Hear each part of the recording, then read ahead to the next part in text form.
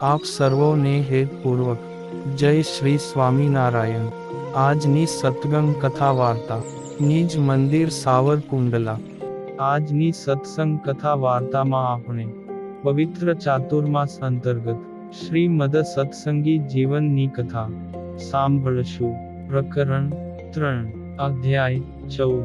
1 સુવ્રત મુનિ કહે છે કે, હે રાજન, ભગવાન શ્રી હરિએ બપોરના ભોજન બાદ 2 ઘડી પર્યંત વિશ્રાંતિ સ્વીકારી। ત્યારબાદ પાર્ષદ વૃંદની સાથે બહાર વેદિકા પાસે આવીને સ્થાપન કરેલા સિંહાસન ઉપર વિરાજમાન થયા। દીપાવલીના ત્રીજા પહોરના અંતે સ્ત્રીઓએ સહિત દેશ દેશાંતરથી આવેલા ભક્તજનો તથા મુનિઓ સર્વે પૂર્વેની માફક સભામાં બેઠા। ત્યારે પ્રેમાનંદ આદિક ઋષિવરોએ મૃદંગ, વીણા, વાંસળી, સિતાર આદિક વાજિંત્રો વગાડીને ભગવાન શ્રી હરિના ગુણોનું સંકીર્તન કર્યું। હે રાજન, એ અવસરે ભગવાન શ્રી હરિએ શ્રેષ્ઠ અને પ્રસિદ્ધ વક્તા એવા પ્રાગજી પુરાણીને નિત્ય નિયમની કથાનું શ્રવણ કરાવવા બોલાવ્યા। શ્રી હરિની કૃપાથી તર્ક, મીમાંસા આદિક સમગ્ર શાસ્ત્રો અને શ્રીમદ ભાગવતાદિક સમગ્ર પુરાણો અને વેદના અર્થને યથાર્થ રૂપે સમજવામાં વિચક્ષણ શરીરે પ્રૌઢ હોવા છતાં પણ સ્પષ્ટ ઉચ્ચારણ કરીને મધુર ભાષામાં ઉચ્ચ સ્વરે બોલીને કથા શ્રવણ કરાવતા પ્રાગજી પુરાણી 2 હાથ જોડીને મુનિવર્યોને નમસ્કાર કરતા કરતા સભામાં આવ્યા અને શ્રી હરિના ચરણોમાં પોતાનું મસ્તક ધરીને અતિશય આદરપૂર્વક વિનયથી નમસ્કાર કર્યા અને પાસે ઊભેલા સોમ, સુરાદિક પાર્ષદોને પણ તે જ રીતે નમસ્કાર કર્યા।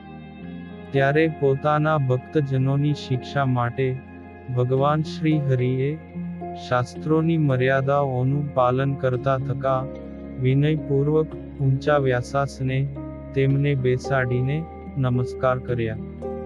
બ્રાહ્મણોને દેવ સમાન માનીને તેમનું હિત કરનારા, પૃથ્વી પર ધર્મ માર્ગનું રક્ષણ કરવાની ઈચ્છાવાળા અને બ્રહ્માદિક દેવતાઓ પણ જેનું હંમેશા પૂજન કરે છે એવા ભગવાન શ્રી હરિએ સુગંધિમાન ચંદન, કુમકમ, પુષ્પોના હાર, નાળિયેર, સુંદર ફળો અને સુવર્ણની મુદ્રિકાથી સૌપ્રથમ શ્રીમદ ભાગવત રૂપ સરસ્વતી દેવીનું પૂજન કર્યું। ત્યાર પછી બ્રાહ્મણ શ્રેષ્ઠ વિપ્ર પ્રાગજી પુરાણીનું ચંદનાદિ વડે પૂજન કર્યું। પછી પ્રાગજી પુરાણીએ પણ નિત્ય વાંચવાના ક્રમ પ્રમાણે આવતા ભાગવતના 5મ સ્કંધની કથા સંભળાવવાના પ્રારંભમાં મંગલાચરણ કર્યું।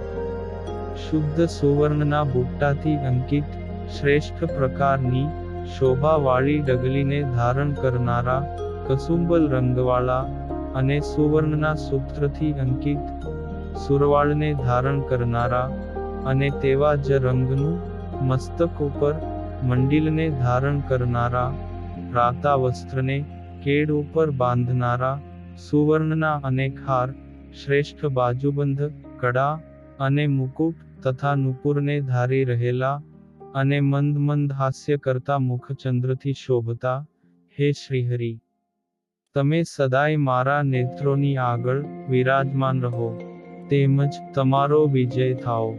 હે ભગવન, તમે પરમેશ્વર હોવા છતાં પણ સ્વેચ્છાથી મનુષ્યાકૃતિને ધારણ કરનારા છો, આનંદના નિધિ છો, કૃપા સિંધુ છો, ભવસાગરમાં દુઃખ પામતા મનુષ્યોનો ઉદ્ધાર કરનારા એવા તેમના આત્મીય બંધુ છો।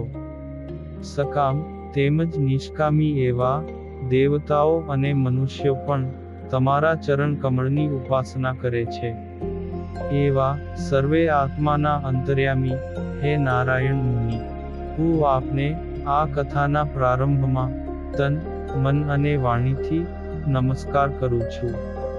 હે રાજન, આવી રીતે મંગલાચરણ કરીને પ્રાગજી પુરાણી પંચમ સ્કંધની કથા વાંચવા લાગ્યા. ત્યારે તે કથા પ્રસંગમાં જ્યાં જ્યાં અધ્યાત્મ ભાગ આવે તેની વધુ સ્પષ્ટતા કરતા ભગવાન શ્રી હરિ પણ વચ્ચે વાતો કરતા હતા. દીપાવલીના પવિત્ર દિવસે પંચમ સ્કંધની કથાની સમાપ્તિ થઈ. ત્યારે કથા શ્રવણના વિધિ અનુસાર ભગવાન શ્રી હરિએ પ્રાગજી પુરાણીનું ચંદન પુષ્પાદિ વડે પુનઃ પૂજન કર્યું ને પોતાને મસ્તક પર ધારણ કરેલા કિંમતી મંડિલનું દાન કર્યું.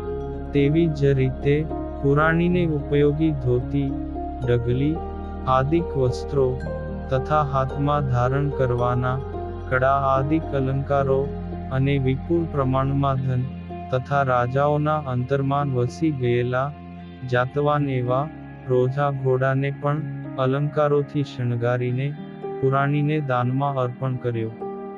હે રાજન, પછી પ્રાગજી પુરાણીએ વ્યાસાસનથી નીચે ઉતરી શ્રી હરિને નમસ્કાર કર્યા અને સભામાં સંતમંડળની મધ્યે પોતાના આસન પર બેઠા. તે સમયે સૂર્યનારાયણ અસ્તાચળને પામ્યા.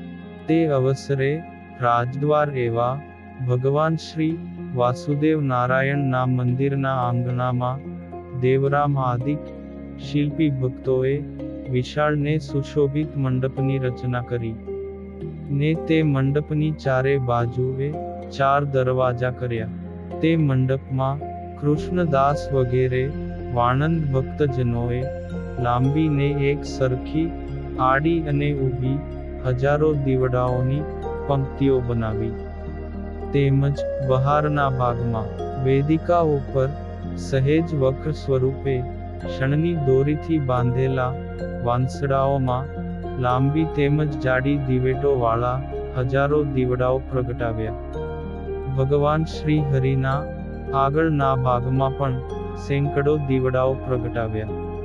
તેમજ રૂપાના કોડિયામાં પણ હજારો મીણબત્તીઓ પ્રગટાવી. તેમજ રાજદાસ આદિક ભક્તજનોએ પણ લીંબતરુની દિશાઓ તથા ઉપદિશાઓમાં કાચના યંત્રમાં મૂકેલા દીવાઓ પ્રગટાવ્યા. નારાયણજી આદિક સુથાર ભક્તોએ પોતાની કલા કારીગરીથી તૈયાર કરેલા દીપયંત્રો કે જે પોતાની રીતે જ ચક્રકારે ગોળ ગોળ ફરતા હતા તેને ભગવાન શ્રી હરિની આગળના ભાગે ગોઠવ્યા ને તે યંત્રોમાં હજારો દીવડાઓ ચક્રાકારે ફરવાથી અતિશય શોભવા લાગ્યા. પ્રકાશમાન એવા તે સર્વે દીવડાઓ જાણે ઉત્તમ મણિઓ હોય તેવા દીપવા લાગ્યા. તેથી અમાવસ્યાની રાત્રિના અંધકારે ઉત્તમ રાજાના દરબાર ગઢમાંથી વિદાય લીધી. તે અવસરે ભગવાન શ્રી હરિએ વેદપાઠી એવા હરિશર્મા આદિક વિપ્રોને બોલાવ્યા ને સુવર્ણ સ્વરૂપા લક્ષ્મી દેવીનું અનેક ઉપચારોથી તે મંડપમાં પૂજન કર્યું. તે લક્ષ્મી પૂજનના મહોત્સવમાં સુમધુર એવા ગીતો વાજિંત્રોનો મહાન ધ્વનિ થવા લાગ્યો ને શ્રી હરિએ પૂજન બાદ બ્રાહ્મણને વસ્ત્રો, અલંકારો અને સુવર્ણ આદિકની દક્ષિણાઓ આપી. સુવ્રત મુનિ કહે છે કે, હે રાજન, એ વખતે જયા દેવીની પ્રેરણાથી ઉત્તમ રાજા શ્રી હરિની સમીપે આવ્યા અને મહાસભામાં શ્રી હરિનું અતિશય પ્રેમથી વિધિપૂર્વક પૂજન કર્યું. ઉત્તમ રાજાએ સૌ પ્રથમ શ્રી હરિને લાલ વર્ણનો ચરણ સુધી લાંબો સુરવાળ અર્પણ કર્યો.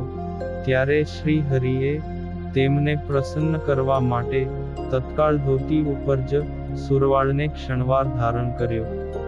ત્યારબાદ ઉત્તમ રાજાએ શ્રી હરિને મસ્તક ઉપર બાંધવાનું કિંમતી વસ્ત્ર અર્પણ કર્યું. તે શ્રી હરિએ મસ્તકે ધારણ કર્યું ને પછી ઉત્તમ રાજાએ શ્રી હરિને લાલ વર્ણની ને સુવર્ણના બુટ્ટાથી યુક્ત ડગલી ધારણ કરાવી. ત્યારબાદ કેડમાં બાંધવાનો સુવર્ણના તારથી ગૂંથેલો અને ચળકતા છેડાવાળો પટકો ઉત્તમ રાજાએ શ્રી હરિને અર્પણ કર્યો. તેને પણ શ્રી હરિએ તત્કાળ ધારણ કર્યો.